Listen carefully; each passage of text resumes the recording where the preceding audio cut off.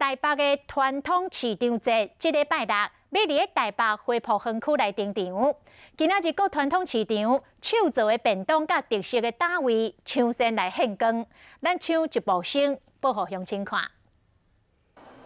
牛肉经过加温烫过，真软软，一刀切落去。台北传统市场节这礼拜六就要伫台北花圃园区登场。各传统市场拢提出因的本领，推出上界有特色的手做的便当。其中安东市场这份便当，连续2档拢吊顶，总铺师嘛特别分享秘诀。我们配的是石谷米饭，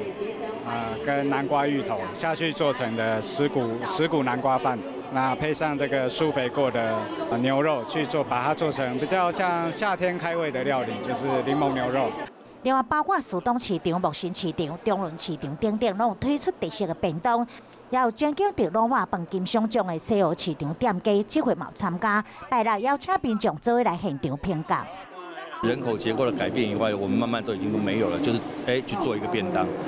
想想看呢，这我们小时候的妈妈给我们做的那个便当，那现在应该小孩子带便当的这种时间比较少了，所以呢，我们今年的整个传统市场节的一个主轴就是说呢，我们来做一个便当。无论是想要吃鸡肉饭，也是猪肉饭，甚至是强调健康养生的素食便当，传统市场节的拢总有适香味齐全的料理，每一个拢伫100块左右，要有经常吃外口的人会当食甲欢喜。